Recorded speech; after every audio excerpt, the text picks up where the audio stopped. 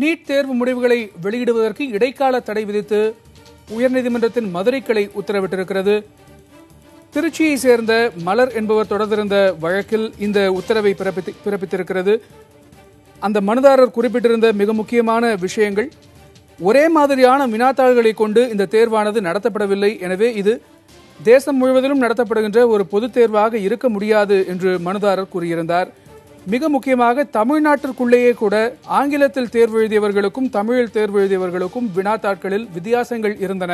ஆங்கிலத்தில் எழுதியவர்களுக்கு கடினமாகவும் தமிழில் எழுதியவர்களுக்கு கொஞ்சம் இலகுவாகவும் வினாத்தாட்கள் அமைக்கப்பட்டிருந்தது என்றும், அதேபோல பெங்காலி, குஜராத்தி உள்ளிட்ட மற்ற பிராந்திய மொழிகளின் கேள்வித்தாள்களிலும் வித்தியாசங்கள் இருந்தன என்றும், அதிலும் குறிப்பாக குஜராத்தி மொழி கேள்வித்தாள் கொஞ்சம் இலகுவாக இருந்தது என்கிற குற்றச்சாட்டும் முன்வைக்கப்பட்டிருப்பதாகவும், இப்படி பல்வேறு விஷயங்களை குறித்து இது ஒரே மாதிரியான மதிப்பீடாக இருக்க முடியாது என்று கோரப்பட்டிருந்தது. இந்த விஷயத்தில் அடுத்த மாதம் 7ஆம் தேதிக்குள் பதில் தர வேண்டும் என்று உத்தரவிட்டு இடைக்கால தடை விதித்திருக்கிறது உயர்நீதிமன்றத்தின் மதுரை கிளை. மதுரையிலிருந்து நம்முடைய செய்தியாளர் சகாய பிரதீபா இணைந்திருக்கிறார். அவரிடம் பேசலாம். சகாய பிரதீபா, இந்த வழக்கை பொறுத்த வரைக்கும் நீதிபதியின் உத்தரவை விரிவாக சொல்லுங்கள். கணேஷ், அதாவது திருச்சியைச் சேர்ந்த சக்தி மலர்கொடி என்பவர் உயர்நீதிமன்ற மதுரை கிளையில் இந்தியா முழுவதும் நடத்தப்பட்ட நீட் தேர்வானது ஒரே வினாத்தாளின் அடிப்படையில் நடைபெறவில்லை. எனவே இது மருத்துவ படிப்பிற்கான மாணவர்களை தேர்வு செய்வதற்கான ஒரே அளவீடாக அமையாது. எனவே இந்த நீட் தேர்வு முடிவுகளை வெளியிட இடைக்கால தடை விதிப்பதோடு இந்தியா முழுவதும் ஒரே மாதிரியான வினாத்தாளின் அடிப்படையில் நீட் தேர்வினை நடத்த உத்தரவிட வேண்டும் என மனு தாக்கல் செய்திருந்தார். இந்த மனு இன்று விசாரணைக்கு வந்தபோது இதனை விசாரித்த நீதிபதி முரளிதரன் மாணவர்களின் நலனை கருத்தில் கொண்டு தற்போது நடந்து முடிந்த நீட் தேர்வின் முடிவுகளை வெளியிட இடைக்கால தடை விதித்து உத்தரவிட்டிருக்கிறார். மேலும் இந்த வழக்கு தொடர்பாக சிபிஎஸ்இயின் செயலரும் இந்திய மருத்துவ சகாய பிரதிபா இணைப்பிலேயே இருங்கள். தற்போது மருத்துவர் ரவீந்திரநாத் நம்மோடு இணைப்பில் இருக்கிறார். சமூக சமத்துவத்திற்கான மருத்துவர் சங்கத்தைச் சேர்ந்த ரவீந்திரநாத் அவர்கள் இணைப்பில் இருக்கிறார். பேசலாம். நன்றி திரு ரவீந்திரநாத் இணைப்பில் வந்ததற்கு. உயர்நீதிமன்ற மதுரை கிளையின் உத்தரவை நீங்கள் எப்படி பார்க்கிறீர்கள்? குறிப்பாக வினாத்தாள்களில் பாகுபாடு இருந்தது என்பதை ஏற்றுக்கொள்கிறீர்களா? கருத்து என்ன? நிச்சயமாக பாகுபாடு இருந்துச்சு. இப்ப உயர்நீதிமன்றத்தின் மதுரை கிளை அந்த முடிவுகளை வெளியிடக்கூடாதுன்னு இடைக்கால தடை கொடுத்திருக்கிறத நான் வரவேற்கிறேன்.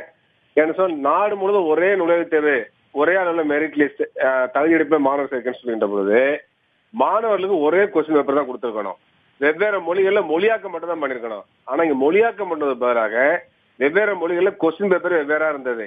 அவ்வாறு இருக்கின்ற பொழுது இதை வைத்துக் கொண்டு நாடு முழுவதும் ஒரே மெரிட் லிஸ்ட் தயாரிக்க முடியாது. அப்ப இந்தியா முழுவதும் கிட்டத்தட்ட 4000 எம்பிபிஎஸ் இடங்கள் ஆல் இந்தியா கோட்டால இருக்கு.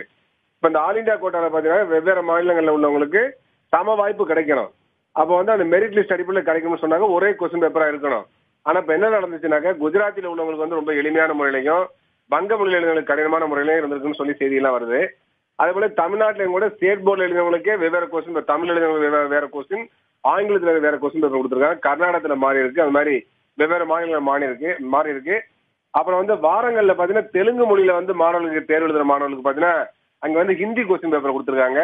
அவங்களுக்கு திரும்ப தேர்வு நடத்திருக்கிறாங்க.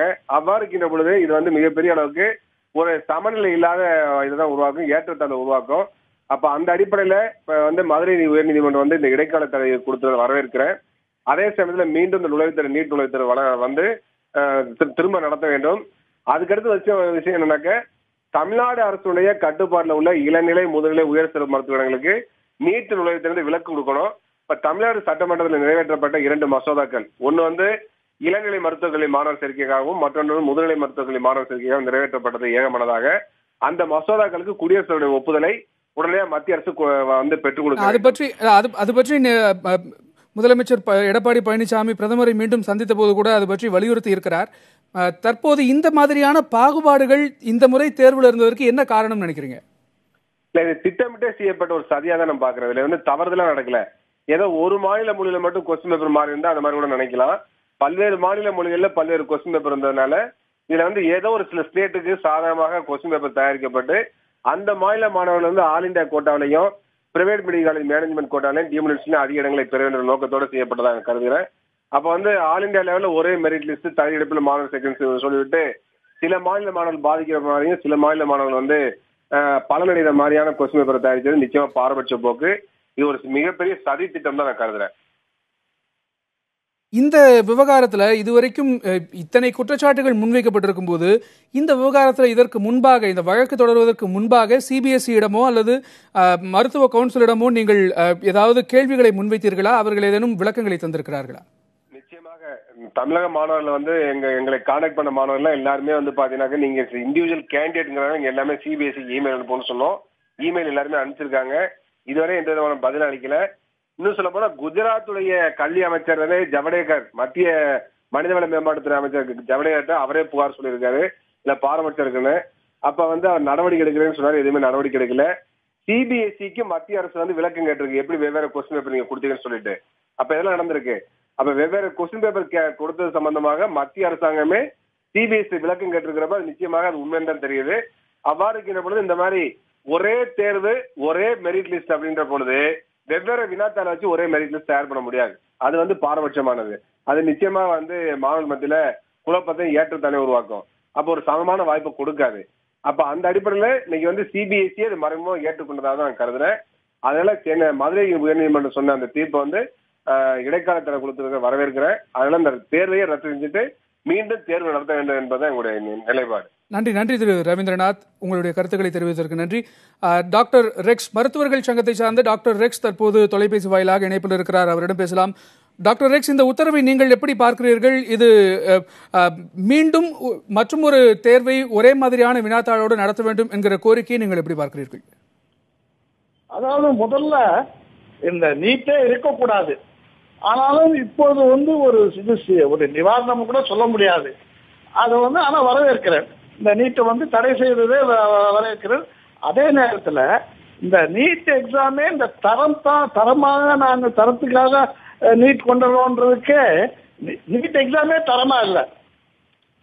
அதனால இது உங்களுக்கு ஏற்கனவே சென்னை சட்டமன்றத்தில், தமிழ்நாடு சட்டமன்றத்தில் ஒரு மனதாக பாஸ் பண்ணப்பட்ட ஒரு மசோதாக்கள் 2 இருக்கு. அதை ஜனாதிபதி ஒப்புதல் கொடுத்து மத்திய அரசு நீட்டுக்கு நிரந்தர எக்ஸம்ஷன் தமிழ்நாட்டுக்கு கொடுக்கணும். இதுல இந்த விவகாரத்துல வெவ்வேறு மொழிகள்ல, முக்கியமா பிராந்திய மொழிகள்ல வெவ்வேறு கேள்வித்தாள்கள் இடம்பெற்றதற்கு என்ன காரணமாக இருக்க முடியும் நீங்க நினைக்கிறீங்க? அதாவது அது முழு ஆராய்ச்சி பண்ணோம். ஆனாலும் இப்படி என்ன ஒண்ணு தெரியுது, வெளிப்பாடு என்ன ஒண்ணுக்கு தெரியுதுன்னா, இவர்களால ஒரு ஆல் இண்டியா எக்ஸாமே ஒரு தரமாக நடத்த முடியவில்லை. அப்போ இதுலயே வேண்டுமென்றோ வேண்டாம் என்றோ தெரியாமலோ தெரிந்தோ ஒரு வேறு கேள்விகள், வேறு மொழிகள கேள்விகள் இருக்கு. அப்போ இவங்களுக்கு நீட் நடத்துறதுக்கு உங்களுக்கு தகுதி கிடையாது. அப்படி இருக்கிற நேரத்துல இவர்கள் எப்படி நீட் எக்ஸாம் நிரந்தரமா நம்ம மாநிலத்துக்கு இம்போஸ் பண்ணலாம்? அதனால இது தவறான முடிவு தவறாவே ஆரம்பிச்சிருக்காங்க. அதுக்கு நிரந்தர தீர்வு தான் நம்ம பார்க்கணுமோ ஒழிய, இப்ப இதை அவங்க கேன்சல் பண்ணலாம், திருப்பி நடத்துவாங்க, அது கொஞ்சம் மாடிஃபை பண்ணி நடத்துவாங்க, அது ஒரு தீர்வா இருக்காது. நம்ம தமிழ்நாட்டுக்கு என்னைக்குமே நீட்டு ஒத்து வராது. இது மாநில உரிமை மட்டும் இல்லாமல் ஒரு சோசியல் ஜஸ்டிஸ் என்ற ஆங்கிள் பார்த்தாலும் 2% இருக்கிற ஒரு சிலபஸ் 98% மேல திணிக்கிறது. இப்ப என்ன சொல்றாங்கன்னா, சிலபஸை நாங்க மாடிஃபை பண்ணுவோம், ஸ்டேட் சிலபஸை சிபிஎஸ்சிக்காக மாடிஃபை பண்ணுவோன்றாங்க. ஏன் சிபிஎஸ்சி சிலபஸை ஸ்டேட் சிலபஸுக்காக மாடிஃபை பண்ணி நம்ம பழைய மாதிரியே வைக்கலாமே.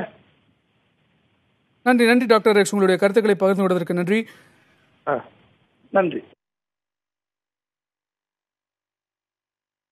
கல்வியாளர் திரு பிரின்ஸ் கஜேந்திரபாபு தற்போது தொலைபேசி இணைப்பில் இருக்கிறார். அவரிடம் பேசலாம். நன்றி திரு பிரின்ஸ் கஜேந்திரபாபு இணைப்பில் வந்ததற்கு. இந்த விவகாரத்தை பொறுத்த வரைக்கும், நீட் தேர்வுகளை பொறுத்த வரைக்கும் தேர்வுகள் நடந்த முறையிலிருந்தே சர்ச்சைகள் தொடங்கியது அப்படின்னு சொல்லலாம். இந்த தேர்வு நடத்தப்பட்ட விதமும் அதன் பிறகு வினாத்தாளில் பாகுபாடு இருந்தது என்கிற ஒரு குற்றச்சாட்டும் தற்போது இடைக்கால தடை விதிக்கப்பட்டிருக்கிறது உயர்நீதிமன்ற மதுரை கிளையால. இந்த விவகாரங்கள் நீட் தேர்வின் ஒரு நம்பகத்தன்மையை பாதித்திருக்கிறது நினைக்கிறீங்களா?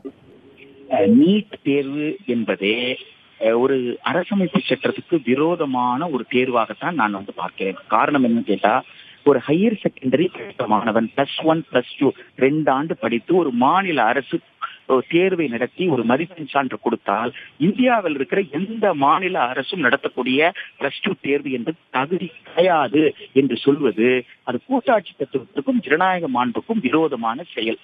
தகுதிப்படுத்தக்கூடிய தேர்வு என்று சொல்லி இவர்கள் வடிகட்டி வெளியேற்றக்கூடிய ஏற்பாட்டை இவர்கள் செய்திருக்கிறார்கள். அது மட்டும் இல்லாமல் ஒரு ஹையர் செகண்டரி ஸ்டூடெண்ட் அப்படின்னு எடுத்துக்கிட்டா அவங்க 18 வயதுக்கு உட்பட்டவர்கள். ஒரு குழந்தைய விசாரிக்கும் போது கூட காவலர்கள் சீருடையில் இருக்கக்கூடாதுன்னு சொல்ற நேரத்துல எப்படி ஒரு தேர்வு மையத்திற்கு நுழையிற ஒரு குழந்தை, ஆண்கள் பெண்கள் 2 பேரையும் காவலர்கள் சீருடையில் எப்படி சர்ச் பண்ணாங்க? அவர்களை ஒரு சொல்லலாத ஒரு துயரத்திற்கும் மன உளைச்சலுக்கு ஆளாக்கியிருக்காங்களே. அப்ப மனம் பதப்பதத்தில் இருக்கிற நேரத்துல தேர்வு மையத்துக்குள்ள போயிட்டு அமைதியாக அவர்களால் தேர்வு எழுதி இருக்க முடியுமா? என்னதான் நல்லா படிச்சு தரோவா இருந்தா கூட அந்த கொஸ்டின் பேப்பருக்கு ஆன்சர் எழுத முடியுமான்ற கேள்வி. அது மட்டும் அல்லாமல் ஒரே பெஞ்ச் மார்க்குக்கான எக்ஸாம்னு சொல்லிட்டு எப்படி கொஸ்டின்ஸ் டிஃபர் ஆச்சு? கொஸ்டின்ஸ் டிஃபர் ஆச்சுன்ற ஒரு கம்ப்ளைண்ட் வந்த உடனே சிபிஎஸ்இ இதுவரைக்கும் அதுக்கு பதிலே சொல்லாமல் மௌனமாக இருப்பதற்கு காரணம் என்ன? இந்த சூழல்ல தான் சில மாணவர்கள் வழக்கு தொடுத்து அதற்கு ஒரு இடைக்கால தீர்ப்பு கொடுத்திருக்காங்க.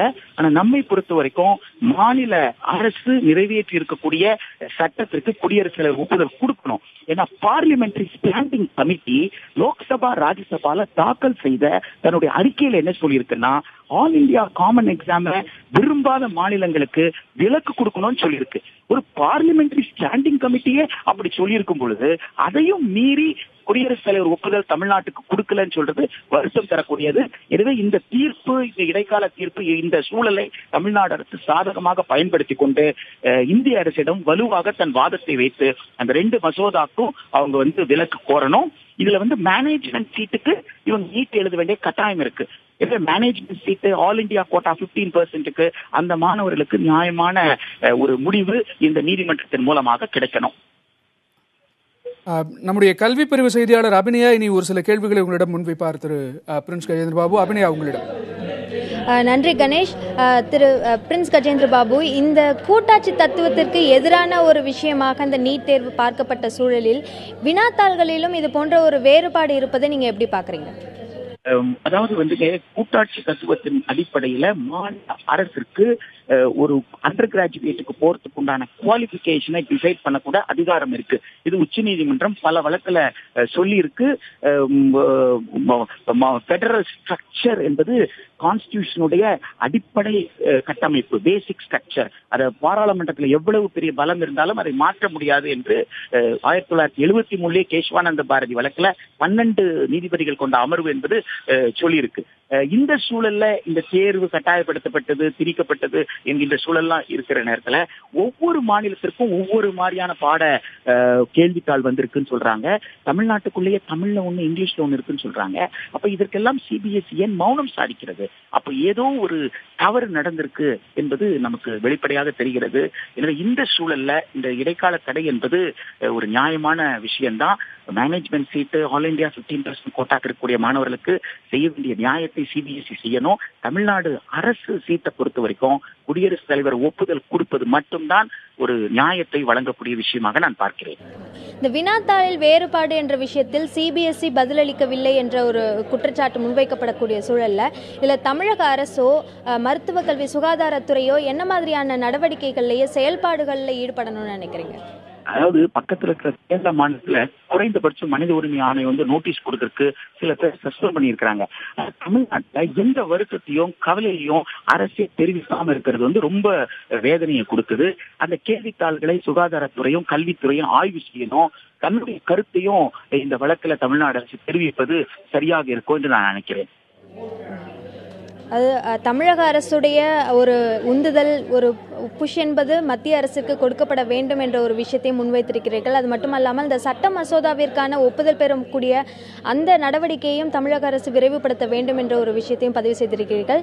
இணைப்பில் கருத்துக்களை பதிவு செய்ததற்கு நன்றி பிரின்ஸ் கஜேந்திர பாபு. கணேஷ், கணேஷ், இப்போ இவர் தெரிவித்தது போன்று கல்வியாளர்கள் தெரிவிக்கக்கூடிய இந்த கருத்துக்களை பார்க்கும் பொழுது அந்த நீட் தேர்வு என்பது தொடர்ந்து தமிழகத்தில் இருக்கக்கூடிய பல்வேறு தரப்பினரால் எதிர்க்கக்கூடிய ஒரு தேர்வாகத்தான் இருந்தது. அந்த தேர்வு நடத்தப்பட்ட விதத்திலும் கூட பல்வேறு சர்ச்சைகள் எழுந்தது. நாடு முழுவதும் கூட 10 மொழிகளில் இந்த தேர்வு நடத்தப்பட்டு வந்தது. அதாவது 10 மாநில மொழிகளில் நடத்தப்பட்டது. இதில் அந்த வினாத்தாளுடைய அமைப்பு என்னவாக இருந்திருக்கிறது என்று பார்த்தோமேயானால், ஆங்கிலத்தில் தேர்வை எழுத நினைக்கிறோம் என்ற அந்த ஆப்ஷனை தேர்வு செய்த மாணவர்களுக்கு வெறும் ஆங்கிலத்தில் மட்டும் அந்த வினாக்கள் இருந்தன. அதேபோல் பிராந்திய மொழிகளில் ஹிந்தி, தமிழ், குஜராத்தி உள்ளிட்ட அந்த 10 மொழிகளை பொறுத்த வரைக்கும் அதில் இருக்கக்கூடிய விதத்தை பார்க்கும் பொழுது ஆங்கிலத்தில் ஒரு பக்கத்தில் அந்த வினாக்களும் அதேபோல் அந்த பிராந்திய மொழிகளில் அதனுடைய வினாக்களும் இடம்பெற்றிருந்தன. இந்த வினாத்தாள்களுக்கு இடையில் தான் அந்த மாற்றங்கள் இருப்பதாக மாணவர்கள் குற்றச்சாட்டை முன்வைத்திருக்கிறார்கள். தொடர்ந்து நம்மோடு பேசுவதற்காக கல்வி ஆலோசகர் நெடுஞ்செழியன் இணைந்திருக்கிறார். அவரிடம் பேசலாம். ஐயா வணக்கம். இந்த வினாத்தாள் வேறுபாடை நீங்க எப்படி பாக்குறீங்க? அது என்ன மாதிரியான வேறுபாடாக இருந்தது என்றதை சொல்ல முடியுமா? இல்ல, ஆக்சுவலா இந்த வினாத்தாள்கள் அகில இந்திய தேர்வுகள் எல்லாத்துலயுமே ஒரு 4 கொஸ்டின் பேப்பர் செட் பண்றது காமன். அண்ட் ஆக்சுவலா 4 மட்டும் செட் பண்ண மாட்டாங்க. மினிமம் ஒரு 8 to 10 கொஸ்டின் பேப்பர்ஸ் செட் பண்ணிருப்பாங்க. இதுல லெவல் ஆஃப் டிஃபிகல்ட்டி மட்டும் தான் சயின்ஸ் பேஸ்ட் எக்ஸாமினேஷன்ல நம்ம அனலைஸ் பண்ணுவோம். ஃபார் எக்ஸாம்பிள், நான் ஈஸிங்கிறது ஒன்று இருக்கும், மீடியம்னு ஒன்று இருக்கும், டஃப்னு இருக்கும். இந்த கொஸ்டின்ஸ் என்ன ரேஷியோல கிளாஸிஃபை பண்ணுவோம் அது மாதிரி கிளாஸிஃபை பண்ணி வச்சிருப்பாங்க. ஆனா இன்னைக்கு ஆன்லைன் எக்ஸாமினேஷன், நிறைய வெளிநாட்டு தேர்வுகள், இது எல்லாத்துலயுமே சேம் கொஸ்டின் கொடுக்கவே முடியாது. ரெண்டாவது இந்த ஒரு பர்டிகுலர் இது மாணவர் எளிது அப்படிங்கிறது ஒவ்வொரு மாணவருக்கும் அது வேறுபாடு ஆகிறதுக்கான வாய்ப்புகள் நிறைய உண்டு. ஏன்னா ஒரே இடத்துல இப்போ கொஸ்டின் பேப்பர் லீக் ஆயிடுச்சுன்னா அவங்களுக்கு ஸ்டாண்ட் பை கொஸ்டின் பேப்பர்ஸும் வச்சிருப்பாங்க. அதெல்லாமே ஷஃபிள் பண்ணி தான் அனுப்புவாங்க. அதனால இது it's a common practice. But இதே இதை நீங்க டிஎன்பிஎஸ்சி இல்ல யூபிஎஸ்சி அந்த தேர்வுகளோட ஒப்பிட முடியாது. பிகாஸ் அதுல சயின்ஸ் சப்ஜெக்ட்ஸ் கிடையாது, more of verbal ability, analytical எபிலிட்டியில இருக்கும். இதனோட ரேஷியோ கம்மியா இருக்கும். அதனால இந்த தேர்வுகள் இந்த மாதிரி கொஸ்டின் பேப்பர்ஸ் மாறுதலுக்கு உரியது அப்படிங்கிறது ஸ்டாண்டர்டு. பட் இதுல கொஸ்டின் செட் பண்ணவர் மட்டும்தான் இது easy level, medium level, tough level அப்படிங்கிறது அவர் டிஃபைன் பண்ண முடியும். ஆனா இது மாணவர்கள் பொறுத்த வரைக்கும் இதை இந்த ஸ்டேட்ல எப்படி இருந்தது, எங்க ஸ்டேட்ல கஷ்டமா இருந்தது அப்படின்னு சொல்றது எந்த வகையிலையும் அந்த செட் பண்ணவரோட பெர்செப்ஷனை வச்சுதான் சொல்ல முடியும். இந்த கோர்ட் எப்படி அணுகுனாங்க அப்படிங்கிறது எனக்கு தெரியல. பட் இது காமன் ப்ராக்டிஸ், நடைமுறையில உள்ளது.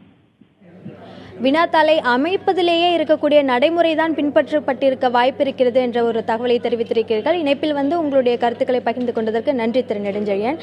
கணேஷ், கல்வியாளர்கள் வெவ்வேறு விதமான கருத்துக்களை பதிவு செய்திருப்பதை பார்க்கலாம். வினாத்தாளில் இருக்கக்கூடிய அந்த வேறுபாடுகள் மட்டுமல்லாமல் இறுதியாக பேசக்கூடிய நெடுஞ்செழியன் தெரிவித்த கருத்தின் அடிப்படையில் பார்க்கும் பொழுது அடிப்படையிலேயே அந்த வினாத்தாள் அமைப்பில் இது போன்ற வேறுபாடுகள் இருப்பதற்கான வாய்ப்பு இருக்கிறது என்ற ஒரு விஷயத்தையும் தெரிவித்திருக்கிறார். தொடர்ந்து இந்த இடைக்கால தடையை தொடர்ந்து சிபிஎஸ்இ அளிக்கக்கூடிய அந்த பதிலின் அடிப்படையில் இந்த நீட் தேர்வின் முடிவுகள் வெளியாவதில் இருக்கக்கூடிய அந்த தகவல்கள் நமக்கு தெரிய வரலாம். கணேஷ்.